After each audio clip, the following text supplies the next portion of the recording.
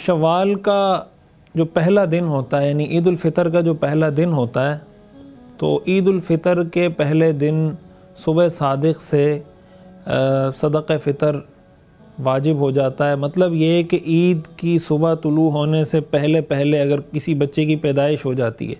مثال کے طور پر چاند رات کو کسی بچے کی پیدائش ہوتی ہے، تو اس کا صدقہ فطر بھی لازم ہوتا ہے۔ صدقہ فطر رسول اللہ صلی اللہ علیہ وسلم نے اس امت کے صاحب نصاب لوگوں پہ لازم کیا ہے۔ حضرت عبداللہ ابن عباس رضی اللہ تعالی عنہما کی روایت ہے صحیح بخاری میں کہ فرض رسول اللہ صلی اللہ علیہ وسلم زکوٰۃ الفطر، کہ آپ صلی اللہ علیہ وسلم نے جو صدقہ فطر لازم کیا اس کے دو اسباب بتائے۔ ایک سبب طہرۃ للصائم وطعمۃ للمساکین، پہلا سبب ہے کہ روزہ دار کی صفائی ہو جائے اور مساکین کو رزق اور کچھ ان کے لیے کوئی بندوبست ہو جائے۔ یہ صدقہ فطر کے دو اسباب ہیں۔ پہلا سبب کہ رمضان جب آدمی گزارتا ہے تو ظاہر ہے کہ ہم رمضان کا حق تو ادا نہیں کر سکتے، جس طریقے سے روزہ رکھنا چاہیے کہ ہم اس طریقے سے روزہ رکھ پاتے ہیں؟ ظاہر ہے کہ ہم نہیں رکھ پاتے۔ جس طریقے سے نمازیں پڑھنی چاہیے، تراویح پڑھنی چاہیے، تلاوت کرنی چاہیے، سخاوت، جو کام ہمیں کرنے چاہیے، ظاہر ہے اس کا حق ادا نہیں ہو سکتا۔ اللہ تعالیٰ نے اس امت کے لیے کتنی آسانیاں پیدا کی ہیں کہ بھائی رمضان میں جو کمی کوتاہی ہو گئی، کوئی غفلت ہو گئی تو صدقہ فطر دے دیں، تو جو کمی کوتاہی رہ گئی ہے، اپنا پوری کوشش کرنے کے بعد بھی جو حقوق ادا نہیں ہو سکے، تو اللہ تعالیٰ اس صدقہ فطر کی برکت سے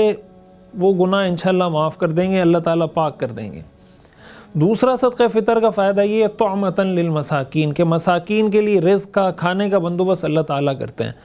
دیکھیں اسلام کا جو معاشی نظام ہے، جو اسلام کا معاشی سسٹم ہے، اس کے اندر ایک بہت بڑا حصہ زکوٰۃ اور صدقات کے نظام کا ہے، کہ اسلام کا جو فلسفہ ہے نا کہ لا یکون دولۃ بین الاغنیاء منکم، کہ پیسہ مخصوص لوگوں کے پاس رہ کر انہی کے اندر سرکولیٹ نہ کرے بلکہ معاشرے کے اندر وہ پیسہ پھیلے، تو اس کے لیے میراث کا سسٹم ہے، زکوٰۃ کا سسٹم ہے، صدقہ فطر کا سسٹم ہے اور نفلی صدقات کا سسٹم ہے۔ شریعت یہ چاہتی ہے کہ مالدار آدمی اپنا پیسہ غریب پر خرچ کرے، جب خرچ کرے گا تو غریب کے دل میں مالدار کی محبت پیدا ہوگی، مالدار کے دل میں غریب کی محبت پیدا ہوگی، غریب چوری نہیں کرے گا، ڈاکہ نہیں ڈالے گا، اور ایک دوسرے کے ساتھ یہ بھائی چارگی کے ساتھ معاشرے میں رہ سکیں گے۔ تو شریعت اس بات کا ہمیں پابند کرتی ہے کہ معاشرے کے مستحق اور غریب لوگوں کی کفالت کرنا، ان کے لیے راشن کا بندوبست کرنا، یہ ایک مسلمان کی ذمہ داری ہے جس کو اللہ نے استطاعت دی ہے۔ شریعت کی نظر میں استطاعت کا جو مفہوم ہے کہ کس شخص پر صدقہ فطر لازم ہوتا ہے، صدقہ فطر کے نصاب میں 5 چیزوں کو کنسیڈر کیا جاتا ہے۔ 4 چیزیں تو وہی زکوٰۃ والی ہیں، سونا، چاندی، نقد رقم کیش کی صورت میں، یا مال تجارت۔ مال تجارت اس مال کو کہا جاتا ہے جو آدمی نے اس نیت سے خریدا ہو کہ میں اس کو آگے بیچوں گا، پہلی شرط۔ دوسری شرط کہ اس کی وہ نیت ابھی بھی برقرار ہو، جو اس نیت سے کوئی چیز خریدی کہ بیچوں گا اور ابھی بھی آپ کی یہ نیت ہے کہ یہ میں نے بیچنی ہے، اس کو مال تجارت کہا جاتا ہے۔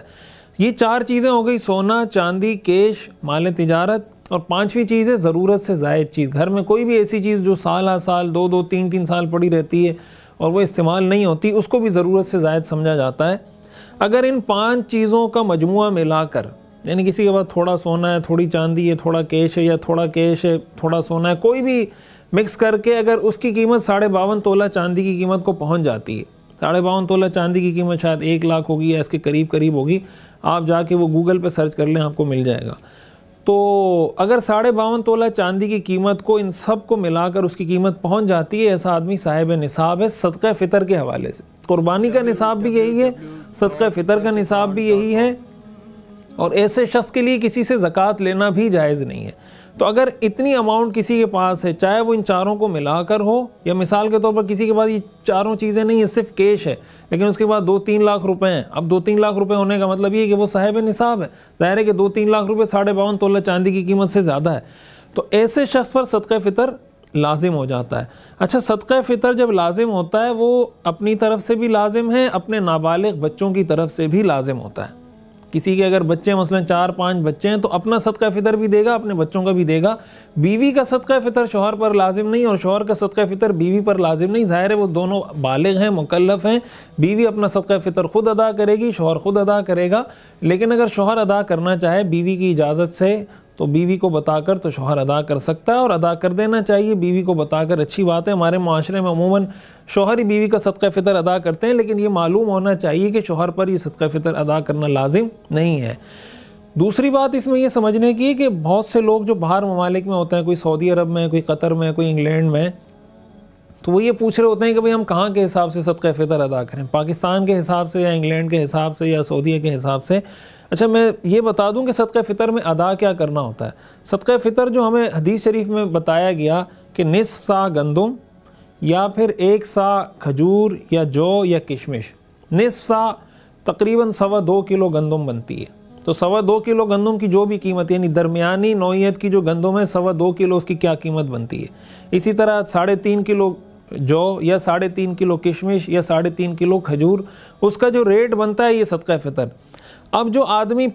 اس کے بارے میں ضابطہ یہ ہے کہ صدقہ فطر کہاں کے حساب سے ادا کریں گے، تو فقہاء نے اس کے لیے اصول یہ ذکر کیا ہے کہ جہاں صدقہ فطر ادا کرنے والا موجود ہے وہاں کے حساب سے صدقہ فطر ادا کرے گا۔ مثال کے طور پر ایک آدمی سعودی عرب میں رہتا ہے، اس کے بچے پاکستان میں ہیں، 4 بچے ہیں اس کے نابالغ، اور وہ سعودی عرب کے اندر ہے۔ اب جب وہ بچوں کا صدقہ فطر ادا کرے گا تو وہ پاکستان کے حساب سے گندم کی یا کھجور کی قیمت نہیں لگائے گا، بلکہ وہ سعودی عرب میں 3.5 کلو کھجور کی یا 2.25 کلو گندم کی جو قیمت ہے وہ لگائے گا، اور اس حساب سے وہ اپنا صدقہ فطر بھی ادا کرے گا، اپنے بچوں کا صدقہ فطر بھی ادا کرے گا۔ یہ اس کی مرضی، چاہے وہ سعودی عرب میں ادا کرے چاہے وہ پاکستان میں ادا کرے، اس کی کوئی پابندی نہیں ہے، لیکن اعتبار اس کے اندر اس آدمی کا ہوگا جو آدمی صدقہ فطر ادا کر رہا ہے۔ اور صدقہ فطر کے بارے میں ایک آخری بات ہمیں یہ بھی سمجھنی چاہیے کہ صدقہ فطر عید کی نماز سے پہلے ادا کر دینا چاہیے۔ آپ رمضان کے شروع میں بھی ادا کر سکتے ہیں، رمضان سے پہلے بھی ادا کر سکتے ہیں، لیکن عید سے پہلے عید کی نماز سے پہلے اس کو ادا کر دیں۔ حدیث شریف میں آتا ہے کہ رسول اللہ صلی اللہ علیہ وسلم نے فرمایا جو آدمی نماز عید سے پہلے صدقہ فطر ادا کرے وہ تو صدقہ فطر ہے، لیکن اگر نماز عید کے بعد صدقہ فطر ادا کر رہا ہے تو وہ ایک صدقہ ہے، لیکن جو اعلیٰ درجے کی فضیلت اور ثواب اس کو حاصل ہونا چاہیے تھا صدقہ فطر سے، وہ اس کو حاصل نہیں ہوتا۔ لہٰذا عید کی نماز، یعنی اس کا جو آخری ٹائم لمٹ ہے وہ یہ کہ عید کی نماز کے لیے جانے سے پہلے آپ اپنا صدقہ فطر ادا کر دیں۔ اس کا اہتمام کرنا چاہیے، اور اس کے پیچھے جو بنیادی فلسفہ ہے، جیسے میں نے عرض کیا کہ عید کے موقع پر اپنے آس پاس کے لوگوں کو نہ بھولیں۔ ہر آدمی اگر یہ کوشش کرے کہ میرا پڑوسی، میرے ساتھ رہنے والا، میرا رشتہ دار، اگر آپ اپنے لیے 3-4 جوڑے خرید رہے ہیں تو 1 جوڑا کسی غریب کے لیے خرید لیں۔ آپ اپنے بچوں کے لیے جوتے خرید رہے ہیں تو 1-2 اپنے جو رشتہ داروں میں کوئی یتیم بچے ہیں یا پڑوسیوں میں کوئی یتیم بچے ہیں، 1-2 جوڑے چپل کے ان کے لیے بھی خرید لیں۔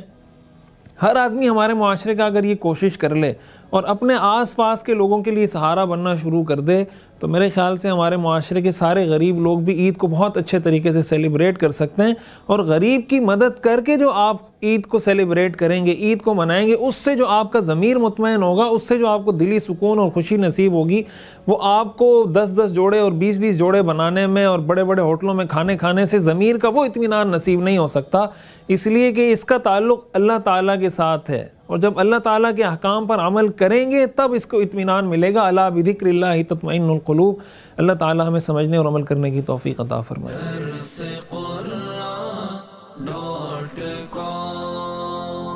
www.darsequran.com